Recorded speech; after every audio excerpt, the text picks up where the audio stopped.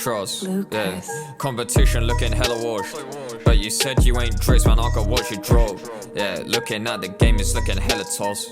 Yeah, running circles round it while they're trying to cross.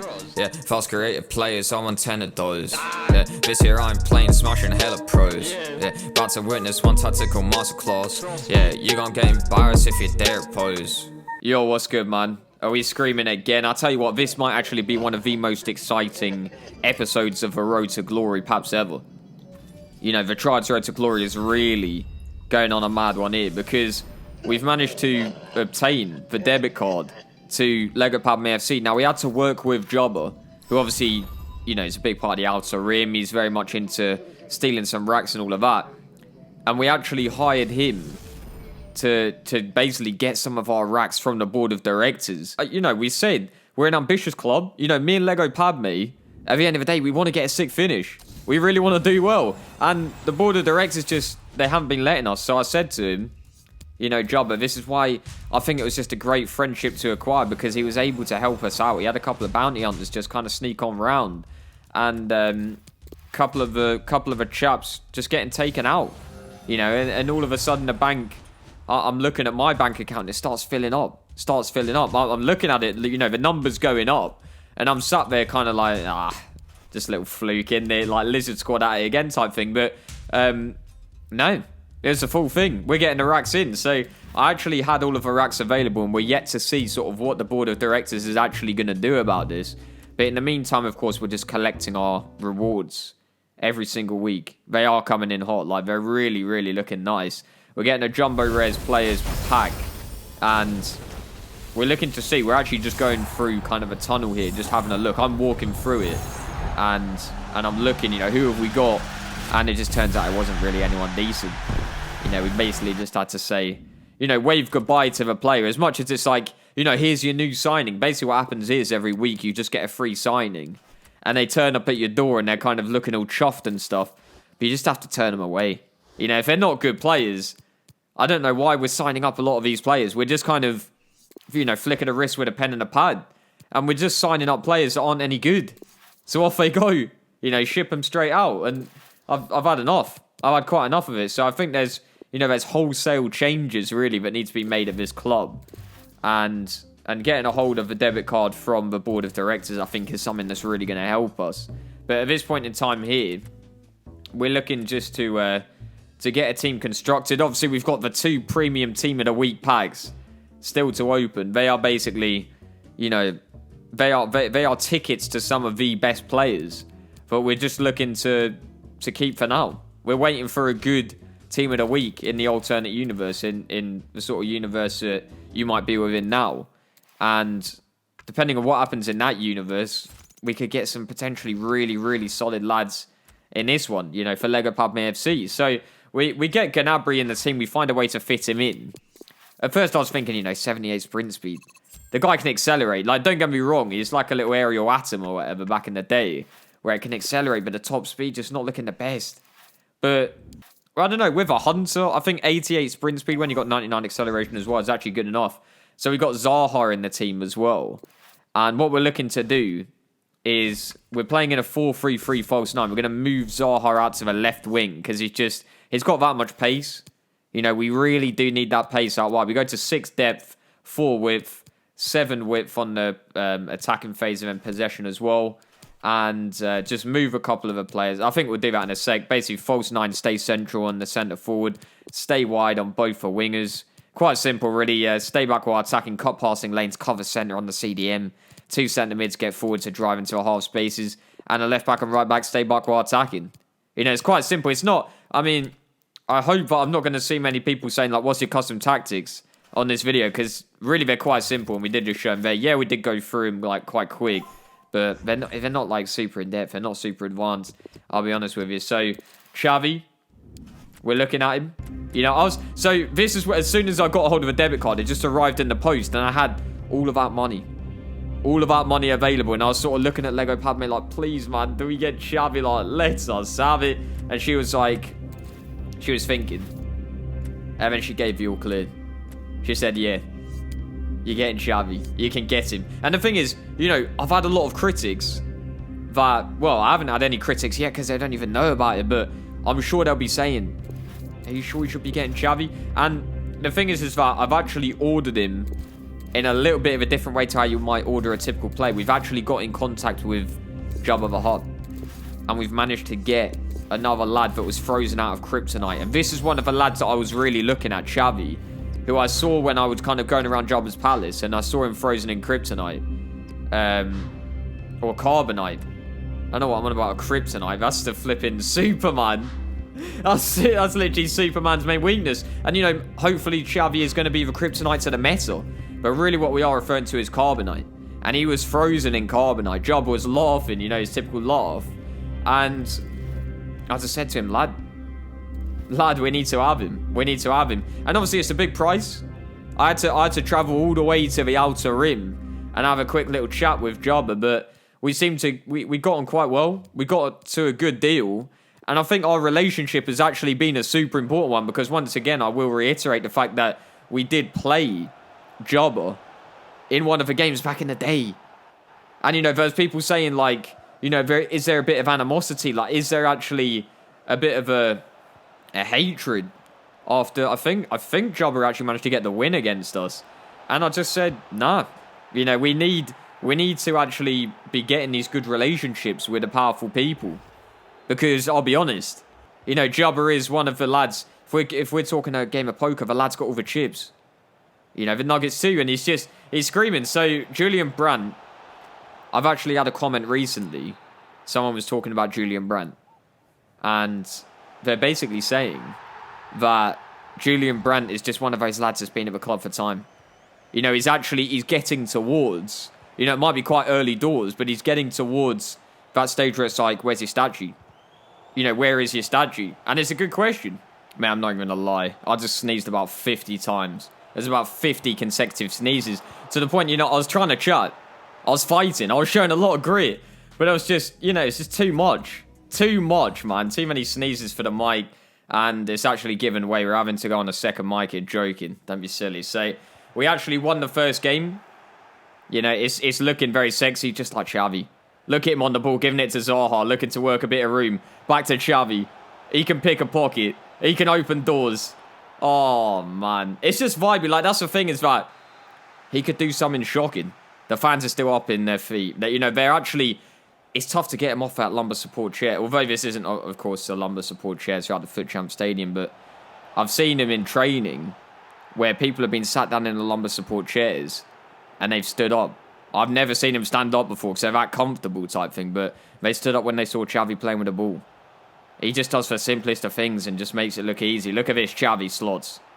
That's so sexy. There's something just really, really naughty about that. The fact that he's just got the ball. You know, he's not looking to put a load of power on it. He's just tucking it away. I mean, he does a little chicken dance. I don't know if he's got a little sponsorship with KFC or Simon, but the man's making the rags. You know, he signed up a big contract. We signed up a massive one from my boy Jabba the Hutt. And I don't know, ever since we unfroze him, he just looks like a different beast. He looks better than he was. He actually looks like he's gotten even better. He had a big smile on his face as well. It's really weird. He came out of carbonite. And I'm like, you know, is he going to be still what he was? He was smiling straight away, just laughing. It was like, I don't know. There was something about him. He just looked chuffed to be here. And he saw Lego Padme and he was really chuffed. Really, really chuffed. So, yeah, Gnabry just going down this left-hand side, looking to... I think he got a new pair of boots as well. We gave Xavi a new pair of boots. And they fit him nicely. And they seem to work really well for him. So, yeah, Gnabry, I'll be honest, he's doing a great job as a false nine. He's doing a really, really job. Like, really, really good one, you know? Like I say, he's just been screaming. Look, he's putting himself in all sorts of areas where he's causing dangers, but he's also got that passing game to him. You know, I've seen him on the training ground, and usually where you'd see a lot of other players of his sort of quality, you just see him having shots. You know, you just see him banging and pass it keeps, and it keeps crying. I've seen Nicholas Breslin in goal. The guy can't even dive, you know? And quite frankly, it's dangerous to do so. And I think, you know, there's been a couple of strikers like Harry Kane that we've had in the club in the past that can really bang it. You know, fair enough, he was all right at passing as well, but Gnabry's just another level. The guy can dribble too. You know, he can really, really go.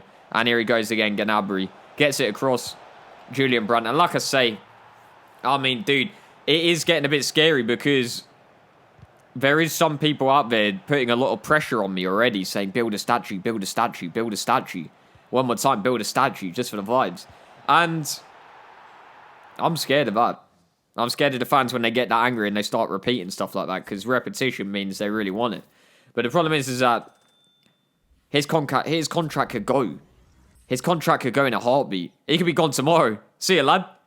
But, you know, this club's very much chopping and changing. There's players coming in and coming out at, like every 2 seconds. So, I don't really know what to say to you. Statue, it's early doors. We're still in the first, what is this, 4th week of FUT Champs. We're not even past the first season. And by the way, that is actually something that's happening. Is, if you didn't already know, I mean, you should already know this really, the way that the universe is set up, but there's going to be different seasons. Now, every 4 weeks of FUT Champs, or aka every month of FUT Champs, there's a new season. As Gnabry, he just literally did, I'm pretty sure Messi did a similar thing to Boateng in the alternate universe, an universe type thing, or the other universe, where Boateng just got sent to the shops, sent for a hot diggity dog, and it was actually kind of jokes. He did that fake shot, the defender just went down to the ground. So, we've got a red card here for Kappa, and I'm sure he'd be famous on Twitch. He'll be doing the most. And, you know, they really, really love him over there when some of the games are streamed live on Twitch. But he's put us under threat here. He's put us under a lot of threat. But Emre Can rises to the occasion, just going for a little karate kick type vibe. Just kicks the ball. And I think it deflated the ball. It actually deflated the ball. The studs have... I think there's some of our players that are looking to get a bit too rough. The studs are like as sharp as swords. And he's actually just popped the ball. And there's a lot of people kind of are in and around us kind of like, what? Like, how's that happen? Like, what sort of studs are they using? We had to basically tip the... I think it was just some of the FIFA officials or whatever. We just basically had to, you know, here's a bit of money, lad. Forget about that one. And they seem to forget about it pretty quick, which is good. So we got the ball to Wilfried Zaha here. And he's looking to do the most in Insigne. So we actually dropped Xavi into that holding midfield role, the pivot, in that CDM. And he was picking passes. Look at this. Opens up. The lines are open. Opens up. Gives it to Gnabry. Turns. Finishes. And that's what you need. Is you need the quality. That's why we brought in somebody like Xavi. Is you need people that have the quality to see between the lines and really open the lines and just open the game up and allow those chances to be free flowing. We want to get those chances again and again, and Pep Guardiola is obviously the master of that, and that's hence why we've actually just renewed his contract. You know, we're paying up, we're giving him the rags. So Xavi on the ball here. What's he looking to do? Once again, he's looking to split the lines. He's looking to open up that chance. Does really well on the ball. Gnabry. Cutting in, cutting out. Julian Brandt. What's he going to do? Eh? How's that happen then? I was screaming at that. I was like looking on binoculars and I couldn't believe what I saw. Turned away, through my binoculars, looked back. Zaha bangs. Fair enough. You know, fair enough. And I think Wilfried Zaha, he's gone from... He was starting on the bench last week. And I was very impressed with what I saw as Xavi bangs it. I think that's his first... Oh, no, it's not his first goal. I think that might be his second goal. And once again, the chicken celebration, my guy. So, yeah, Wilfried Zaha was starting on the bench last week. And I liked what I saw. I really did. You know, he's coming on. Harry Kane coming off at times. And I was like, damn, this guy can really play footy. You know, believe it or not, a football player can actually play football quite well. And yeah, I was just very, very impressed. And Gnabry is also somebody who's impressing a lot and allows Zaha to play out on that wing where he can use the skills. And Xavi can start picking the passes as he does here. Wilfried Zaha, what's he going to do? Cuts inside. Space opens up. Xavi, unselfish, calm, composed. That's what it is. You know, that's the difference. At the end of the day, that is the difference between some of the top players and the mediocre ones. You know, there are certain players that would, you know, get the ball there and just have a go, and they miss. The keeper would save it. You already know it too. So Xavi is one of those lads that obviously would cut in, wait for an even better chance, analyses it. He's got the numbers going in his head, and he's done really well there. So Emre Can, Giving it to Xavi. I think Emre Can just picks up a bit of a knock there, man. I hate to see it. Shimpad's not really doing any work. I think some of the opposition weren't happy with him. Actually got sharper studs themselves. They got him sharpened before the game. And they've gone into him and they crunched his bone. You could hear it crack in around the stadium. Like, proper crack. He wasn't happy. And you could see him, like, his legs just weren't the same. He hasn't been the same since, actually, Emre Can. But he can keep going. You know, he can keep going. And he's actually shown a lot of grit. But, you know, just about. You know, that leg's about to buckle type thing. So, Gnabry gets the ball, tucks it away. I think that's another Xavi assist. He's becoming a fan favourite very quickly. You know, as soon as he came out of a carbonite, the fans are screaming. Simple as that. And he's just been, ever since, just been, you know, fans really happy with him, what they're seeing. So, I'm interested to see, of course, what's going to go down in the comments on, obviously, the Lego Padme FC media channel. And just, you know, what the fans are really saying. I want to, you know, get a good sense of what the fans are really thinking about the team and everything like that. So, we see this lad, Opara, who was in around the transfer market just quite cheap. And we saw him as, you know, we could sub this lad on. You know, if we start getting red cards, and this team already seems to have a bit of a knack for doing so, which isn't a great thing. But, you know, at least they're showing a bit of grit. That's what I'd like to see at times. So, yeah, we basically got him to come on off the bench. He's got about 90 sprint speed. He's rapid. You know, he's really got a good bit of pace. So, Gnabry getting a goal here. And we're looking to continue the unbeaten streak. And when you got people like Xavi, I think they hold the dressing room together. Is you walk into a dressing room and your head's like kind of like, oh, I don't know, man. The win streak's going, isn't it, lads? And you're all laughing about it. You see Xavi. The man's serious. He's not messing about. And he's actually been taken down there. And he knows the techniques, the rolls. He was doing rolls on rolls on rolls on rolls. Little Swiss roll, even though he's not Swiss. But it's still vibey.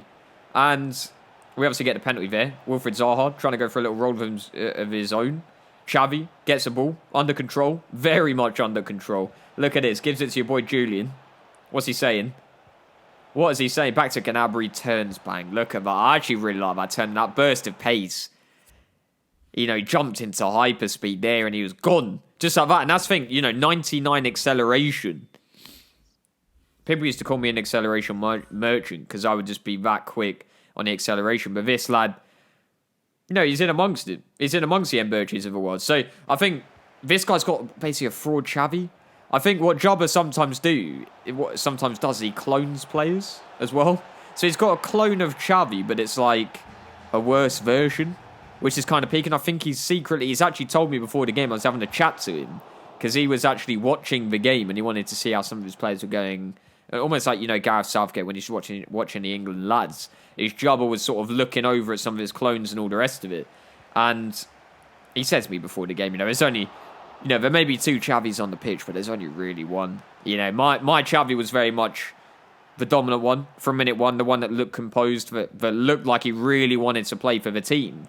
The other one, the baby Xavi, quite ironic, his name is Baby, is crying at half time. We went into the opposing change rooms to have a little chat. And there he was just sulking, crying. Pathetic. Really pathetic. And, you know, you wouldn't see that from this Xavi. He gets the ball here and look what he's looking to do. Gives it to your boy Gnabry. Julian Brandt. What a ball. And that's Barcelona footy. That's the kind of stuff. Guardiola was up on his feet at that. And he's sitting in lumbar support because we have managed to transport lumbar support chairs to the bench. And I'm not sure what the referee's doing there. I think he was eating like a Twix or something. And he was looking down at... Who looks down at the Twix? Like, it's almost like people... You know, you sometimes need to look at the keyboard occasionally when you're typing. But other than that, you should be able to do it on autopilot. And for some reason, he's looking down at his Twix as he's munching it. I don't know whether he's just checking whether it's got enough caramel or something like that. But he looks down and obviously, you know, should have been given the decision there. And it's just lucky that we were so dominant in the game that we didn't actually need it. So, yeah, 9 wins out of 9 games. Once again, the win streaks are coming in hot. Xavi's doing really well and all of that. So, there you have it, chaps and chupheads. That's going to be the end of this episode. I'll see you on the next one. Trust, yeah. Competition looking hella washed. But you said you ain't dressed, man, I got what you drove. Yeah, looking at the game, it's looking hella toss. Yeah, running circles round it while they're trying to cross. Yeah, fast creative players, I want 10 of those. Yeah, this year I'm playing, smashing hella pros. Yeah,